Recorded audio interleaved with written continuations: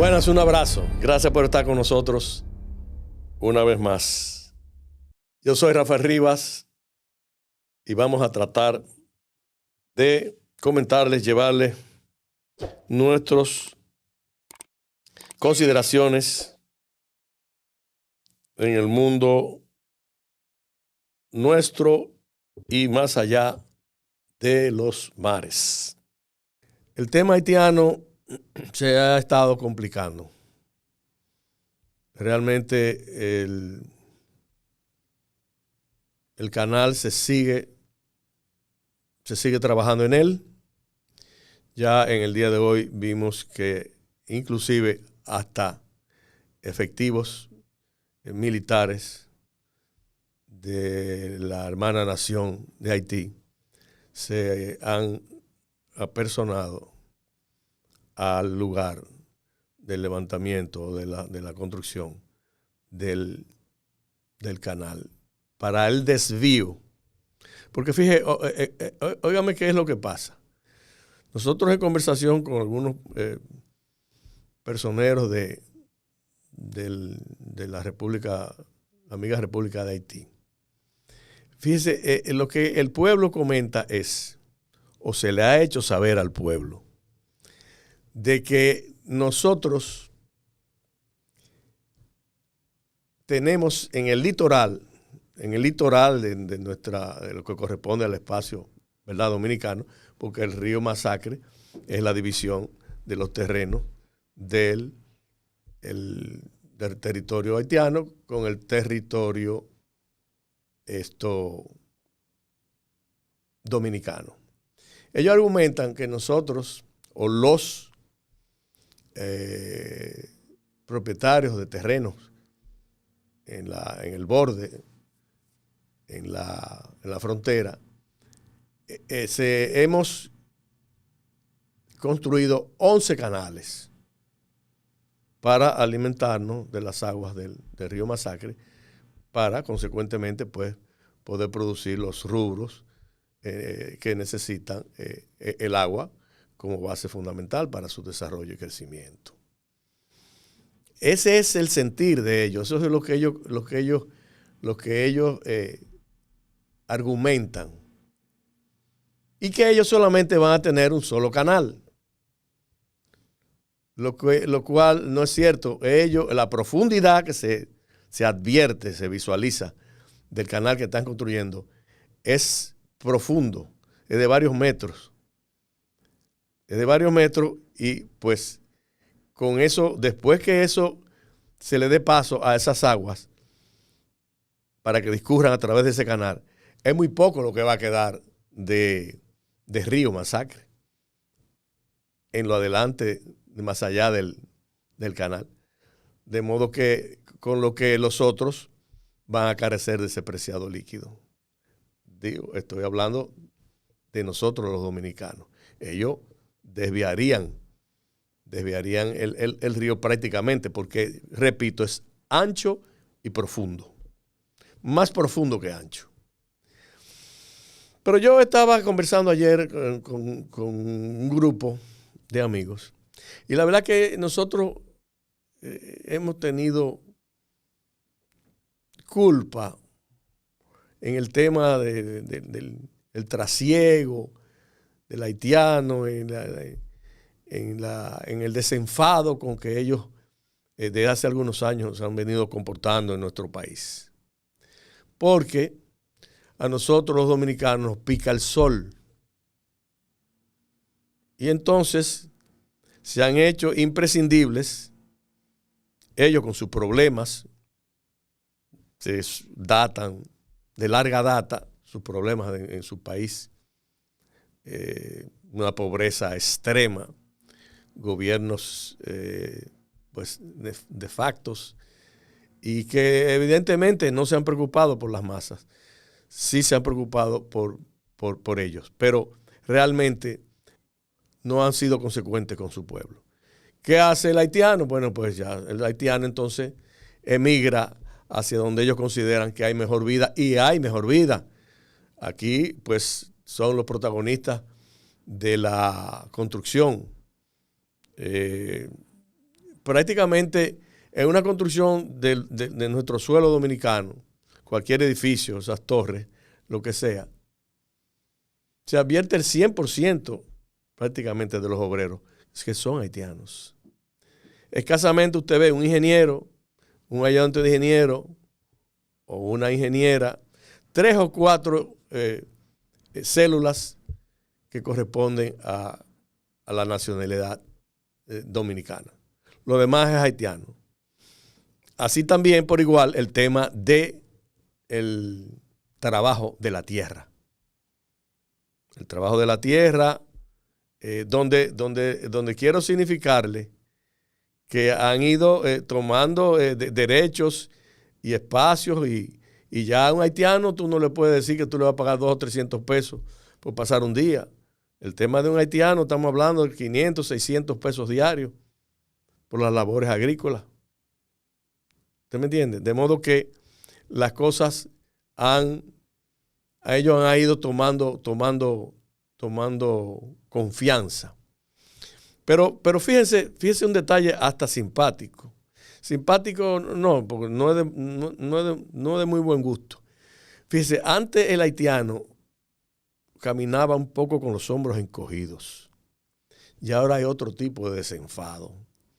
Ya usted puede advertir en cualquier esquina, cuando pasa una muchacha graciosa, una joven con atributos que llama la atención, pues ya ellos se atreven, uno lo ha escuchado, yo lo he escuchado, a decir, adiós mamacite. Eso no se veía antes, eso no se escuchaba antes. De modo que ellos han ido tomando cuerpo, tomando confianza. ¿Y de qué no hablar del tema de lo que se comenta de los 8,000 millones de pesos que se gastan dentro del presupuesto y que para atender el tema de las pobres mujeres embarazadas que no encuentran ese servicio en el hermano país haitiano? Pero lo que más me preocupa es lo que vi en el día de hoy, temprano, es el desplazamiento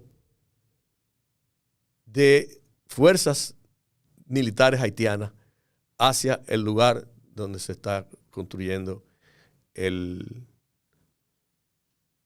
canal. Y no sé por qué, porque no estarán pensando en una confrontación bélica. Porque imagínese usted, el ejército haitiano está compuesto por más o menos 2,000 y algo agentes, 2,000 y algo soldados.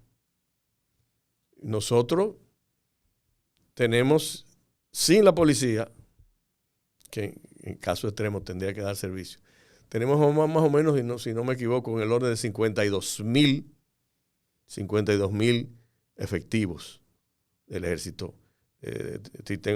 Si mal no recuerdo, 27,000 y tantos efectivos en las Fuerzas Armadas, en el ejército, 12,000 y tantos en la Fuerza Aérea y 12,000 y tantos en la Marina de Guerra, en la Armada, como es que ahora se le denomina la Armada Dominicana, que hacen esos 50 y tantos mil efectivos.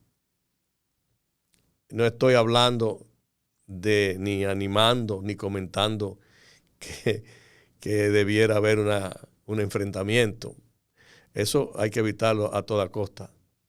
Pero no sé si era para mantener el orden de sus conciudadanos que ellos se desplazaron hacia el lugar de donde se están haciendo los trabajos, o para mantener el orden de los mismos. Yo no quisiera, ni nadie quisiera, pues privar de ese líquido tan precioso, tan preciado, como es el agua, al pueblo hermano haitiano. No, nunca. Ahora bien, tenemos la suerte de que el río Masacre nace en territorio dominicano, en Loma de Cabrera.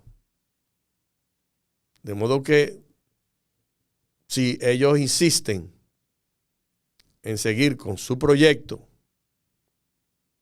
que es un desacierto, es un dislate a todas luces, pues ¿qué nos quedaría a nosotros? Al margen, como digo, que jamás debe presentarse un enfrentamiento bélico para hacer valer nuestros derechos, ¿no? De acuerdos desde hace décadas, acuerdos de 1920, 1933. O sea, en eso no hay duda, todo está claro cómo se iban a manejar las aguas del río Masacre. Entonces, ahora tenemos que, si nos vemos obligados, pues va a haber que represar o desviar, como usted lo llame, ya es un tema de las autoridades que conocen el tema de lo hídrico. Entonces, pues no nos quedaría de otra. No nos quedaría de otra que dar ese paso. Pero es preocupante el tema de Haití. Ya veníamos nosotros conversando de lo peligroso que era y un comportamiento de los militares. Fíjese, antes, cuando trasladaban a un militar, yo recuerdo, yo joven, muchacho, trasladaban a un militar a la frontera, era un castigo. ¿Comprende? Un castigo. Pues ahora, un militar que se envuelva en la frontera es un premio. Porque sabemos que todos, la mayoría, hace negocio.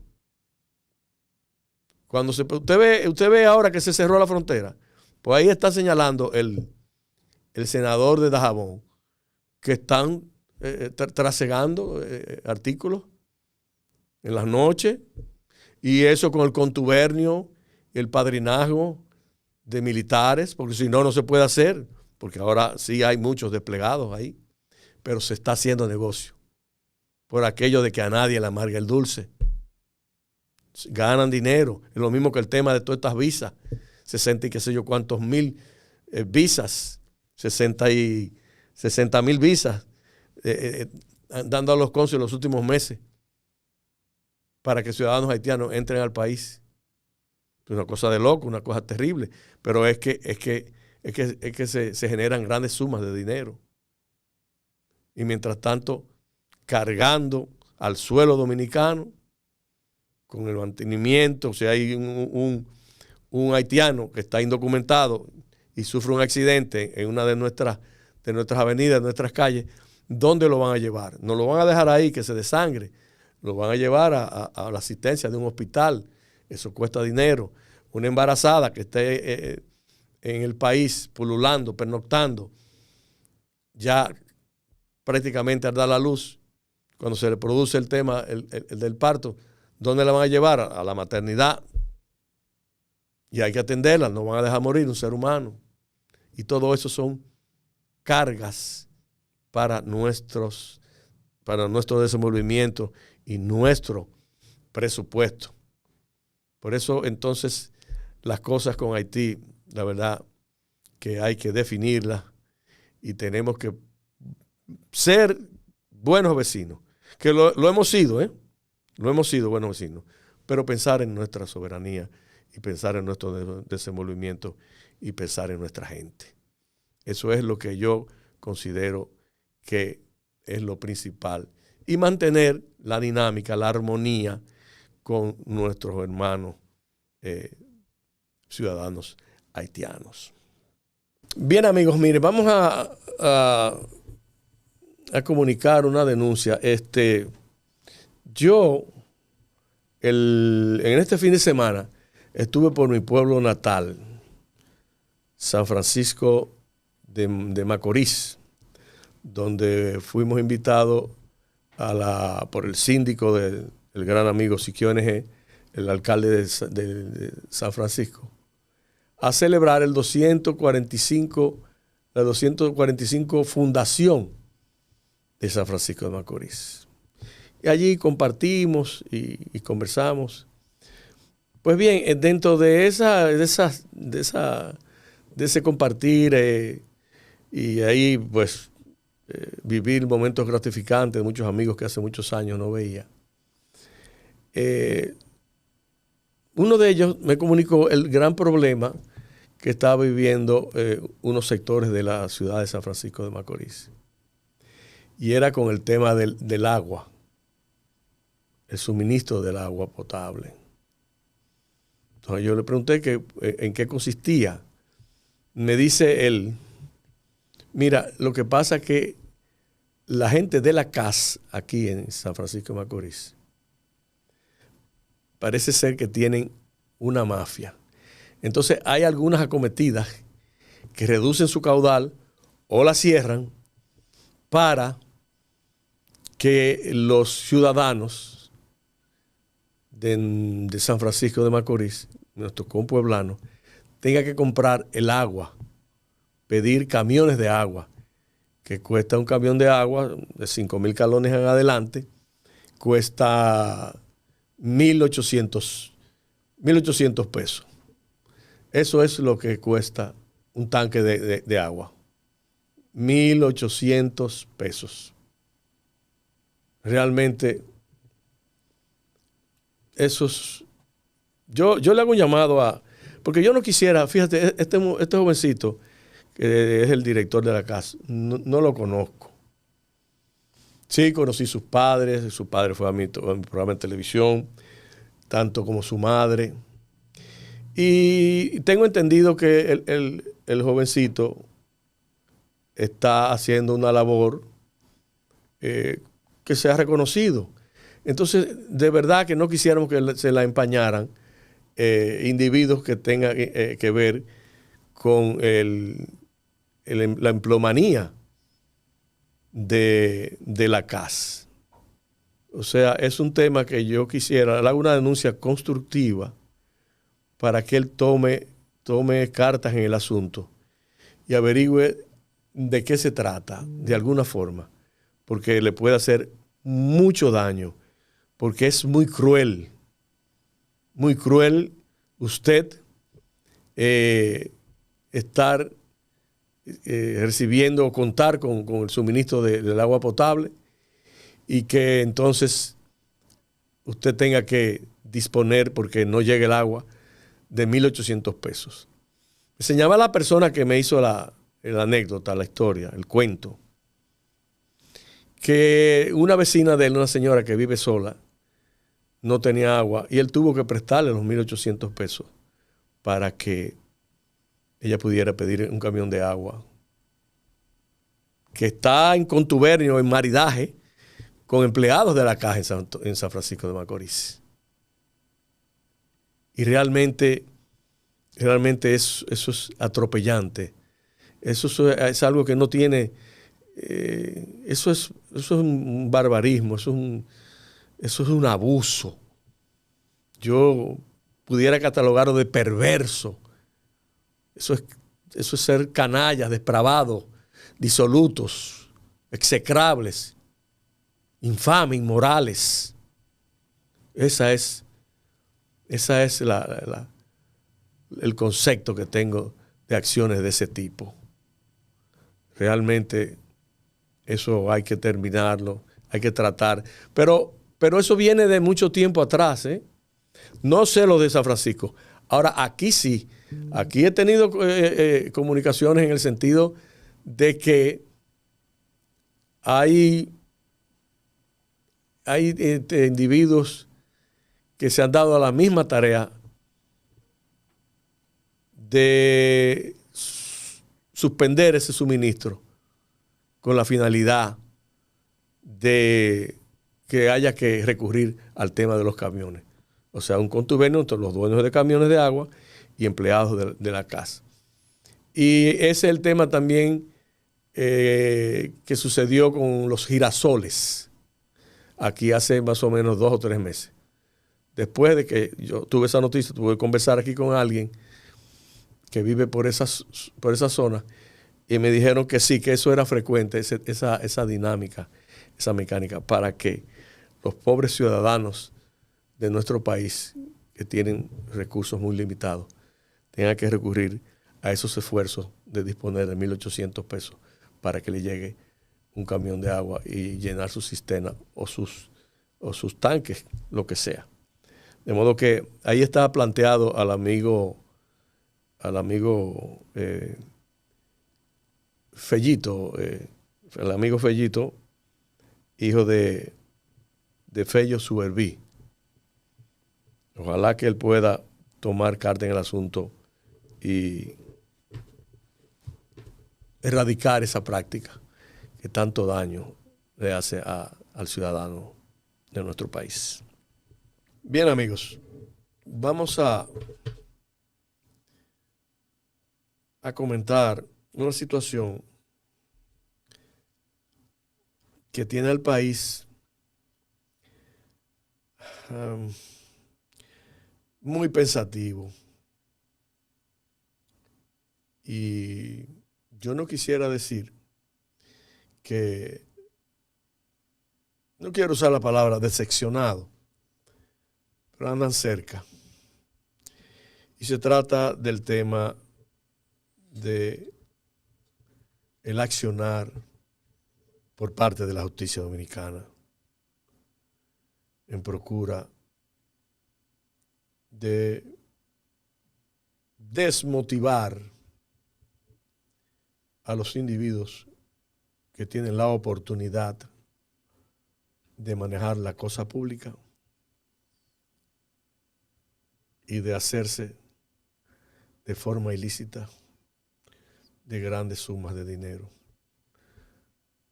para llevarla como su patrimonio. Esto ya podemos señalar que se ha avanzado porque que recordemos, hace unos años se redujo a prisión a un presidente, pero individuos que tengan que ver con la milicia, los mandos militares, que se sepa los últimos enfrentamientos que hemos podido evidenciar fueron con figuras de rangos los más altos que corresponden a los ejércitos o a las fuerzas del orden público. Hemos visto mayores generales sometidos a la justicia, encartados por malversación de fondos, corrupción, lavado de activos, en fin, lo que se llama corrupción en general. Así también directores generales de departamentos del gobierno, ministros, lo hemos visto encartados y que se han transcurrido o han discurrido ya varios años. Y pues fue una iniciativa donde todos nos encontramos en una situación de agradecimiento hacia las figuras que tienen que manejar esos asuntos, entusiasmados por ello y esperanzados de su final. Pero ¿qué pasa? No ha sido así como pensábamos. Hay mucha desilusión, mucha pena, porque hemos visto cómo todo se ha ido diluyendo, se ha ido esfumando, se ha ido convirtiendo en la estela del barco, o el dardo lanzado, como decía el poeta, que no dejan huella. ¿Por qué? Bueno, ¿cómo es posible que si un ministerio público se permita ante la opinión pública que se evidencie que por una falta u otra se haya dejado prescribir acciones y aquellos imputados puedan salir libres o que la justicia no pueda ejercer ningún tipo de acción porque la ley así no lo permite? Entonces, hemos estado, desgraciadamente, penosamente, amargamente, viviendo estas situaciones. ¿Cómo va a ser que por ejemplo, si una infracción permite que un imputado pueda ser condenado a X o Y pena, entonces el Ministerio Público, consciente de eso, ¿cómo se agencia preparar un expediente que contenga miles y miles de páginas? Pero vamos a ser más claros, más precisos. Vamos a hablar del tema más reciente. Es el caso Medusa, donde está compuesto por 12,000 y tantas páginas. Tengo entendido que todavía están leyendo. Ya ningún proceso que no se vaya al fondo, ya este proceso se permite tener más de 4 años. Y ya este expediente Medusa lo está cumpliendo. Entonces usted me dirá, ¿quién no se mueve a suspicacia? Porque si hay alguien que sabe el tema de las prescripciones, de la extinción de los procesos, son los protagonistas de esas acciones. Entiéndase, Procuraduría General de la República. O ellos no lo sabían. O ellos no sabían que organizar, programar, pautar, preparar, trabajar un expediente de 12,000 y pico de páginas no es un tema de un año ni de 2. Con todo lo que implica un proceso, las vistas, las exposiciones de los encartados, los testigos, las intervenciones de los facultativos de la defensa, las posiciones y las de la propia Procuraduría. Un expediente de 12,000 y pico de páginas. Para que eso se vuelva y se esfume por una falta de, vamos a llamarla previsión, ¿no? Se puede llamar previsión. Falta de previsión, o sea, imprevisión. Falta de cuidado. Y si usted un poquito, no tiene que ser perverso. Mucha gente que puede pensar a propósito. Yo no quisiera pensar que es a propósito. Parece que no soy tan perverso. no quiero pensar que a propósito. Yo pienso que fue un desacierto, una inobservancia, no sé, lo abrumó la situación, el seguimiento, las ponderaciones, los lauros de la ciudadanía para ellos. Quizás se obnubilaron, digo yo, no sé. Eso es lo que a mí se me ocurre. Se obnubilaron, se dejaron llevar. El ego, la fama, los nubló. Eso es lo que yo quiero creer. Se le fue la mano. Se le fue la mano. Pero es muy penoso lo que estamos viendo. Realmente es una situación que tantas ilusiones se han ido, tantas esperanzas. Yo quisiera decir, como diría el poeta, que son esperanzas muertas que aún viven todavía. Pero ¿qué va? No creo que haya un retorno. No creo que se pueda consagrar el ejemplo que todos los dominicanos de hace tiempo anhelamos. Yo pienso que nosotros nos visitan los vientos de las frustraciones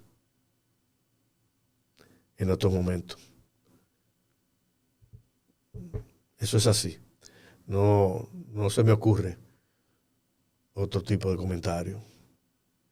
Es una pena, porque la única forma de nosotros ordenar un poquito y que nos rindan nuestros presupuestos. Hay que ver, es grosero los montos de los diferentes casos que se están manejando en la justicia. ¿Cómo suman?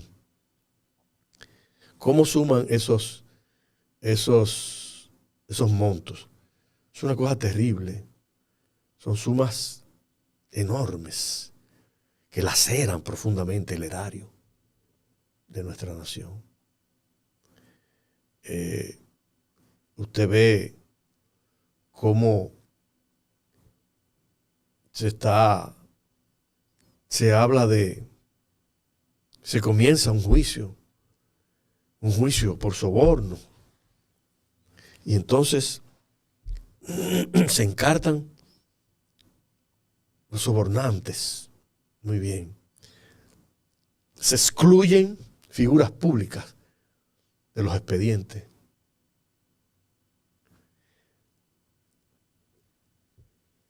Se ignoran los códigos que señalaban las personas que recibían que recibieron esos sobornos. ¿Dónde están los sobornados? ¿Dónde se fueron? No están. Entonces todo eso nos está dejando un sabor amargo de frustración, tristeza. ¿Se recuerdan como decía en aquella carta a Bolívar? Uno cae víctima de inmenso dolor y preso de infinitas amarguras, porque uno no le ve salida. ¿Dónde está la salida? ¿Dónde está la consecuencia? ¿A dónde está? No hay consecuencia. Por lo tanto, se va a seguir en lo mismo. Porque si una persona puede agenciarse sumas extraordinarias y pasar 18 meses en una prisión y salir de ella, la mayoría, evidentemente, que si no lo son, tienen que convertirse en individuos desvergonzados. porque van a insertarse de nuevo a la sociedad, o quizás irse a otras latitudes, pero con miles y miles de millones de pesos, convertidos a euros, a dólares, que dan sumas extraordinarias también. Entonces, eso es lo que nosotros pensamos que iba a suceder en estos tiempos, o en los últimos tiempos. Y desgraciadamente, repito, no ha pasado nada, ni parece que va a pasar nada. Entonces, ¿para cuándo lo vamos a dejar? ¿Cuándo va a ser que el que piense cometer un acto indecoroso diga, hay problemas? Yo no quisiera verme con 10, 12, 15 años, 20 años de cárcel, y familia o algo. No, porque tiene un referente.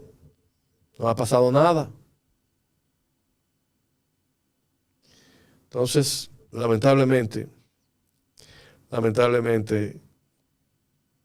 no veo la salida. Bien, amigos, vamos a una pausa para, pues entonces, entrar al segmento del foro de nuestro programa.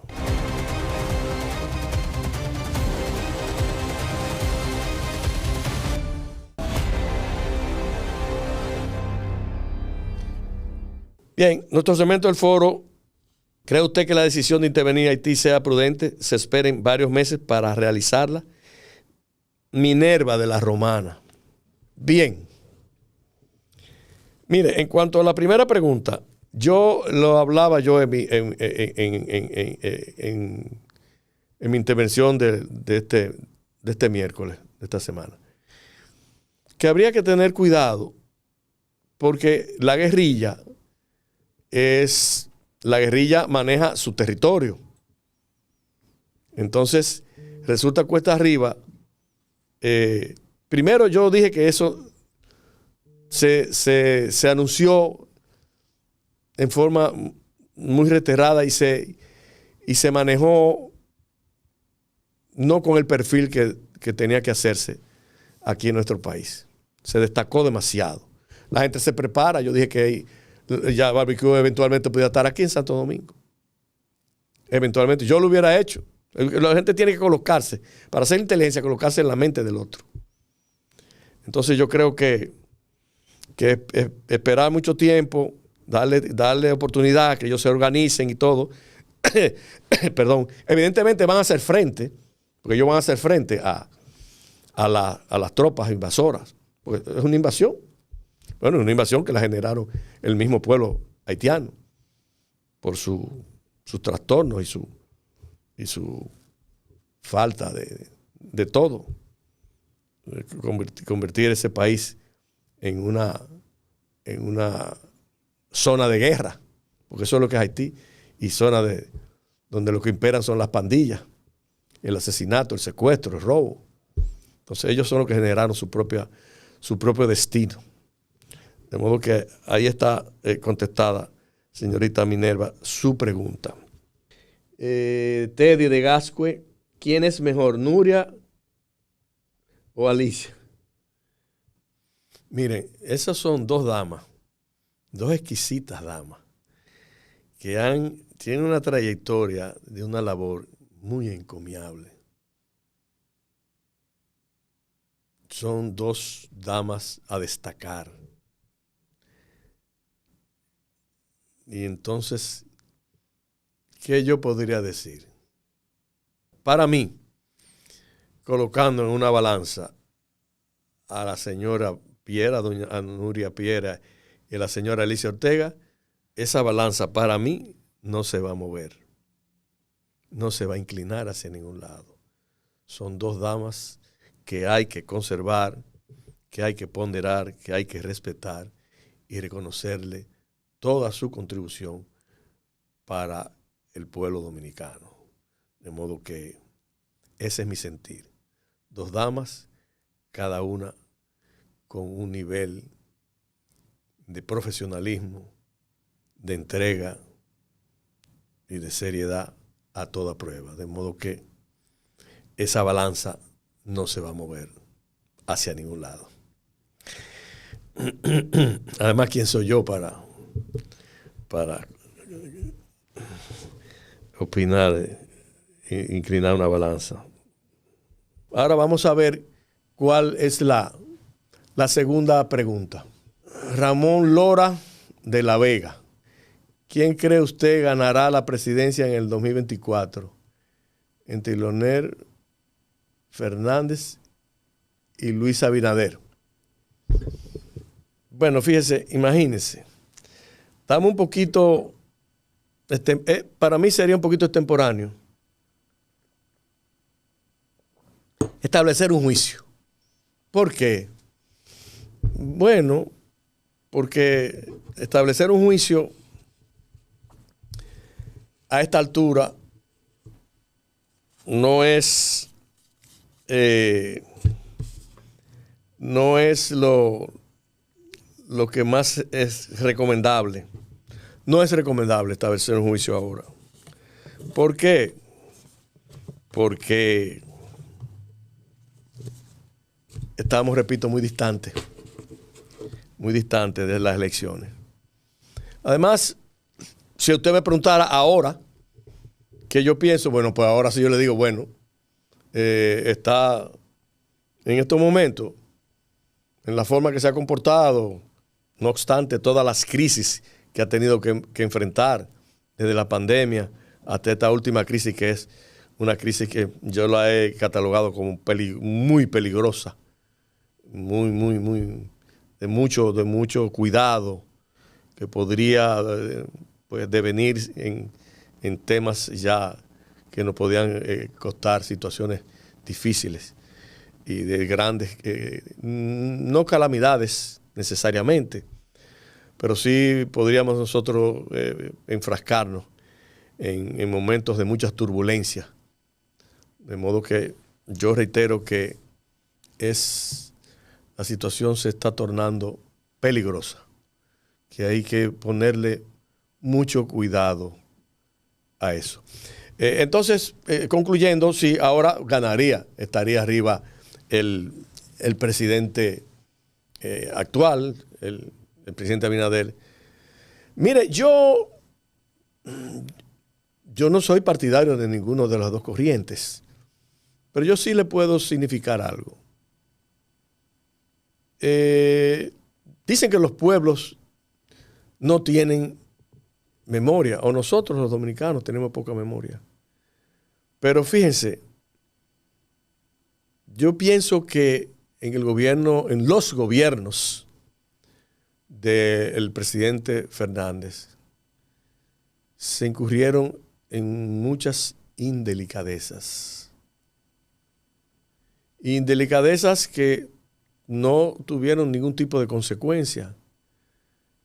Contratos muy lesivos y situaciones que dieron motivo a muchas críticas del gobierno, de los gobiernos. Fue presidente 3 veces. Claro que eso es un tema que hay que tomar en cuenta. Un individuo que haya sido presidente en 3 ocasiones es un individuo de tomar en cuenta. Pero para mí, si no se produce ninguna variación, ni ningún elemento que conlleve pues que el ciudadano realmente tome en cuenta algún tipo de actuación en el presidente actual, para mí visualizo que eventualmente el presidente Fernández no sería el contendor que frente al presidente Luis Abinader se llevaría el triunfo en el 2024. A mí me luce que pensar lo contrario me resultaría cuesta arriba. Pensar lo contrario. Bien, amigos. Vamos ahora a las frases célebres. Y siempre repito que las personas que crean que pueda hacerle de provecho pues son situaciones, reflexiones filosóficas de la vida que pues poner la atención muchas veces significa mucho en la estabilidad, en el equilibrio de las mentes de los seres humanos. Decía Sócrates que la felicidad no se encuentra en buscar más, no se encuentra en buscar más, sino desarrollar la capacidad de disfrutar menos. La educación es el vestido de gala para asistir a la fiesta de la vida. Las cosas más fuertes están en peligro por las cosas más débiles. Gracias por preferirnos. Buenas y hasta la próxima.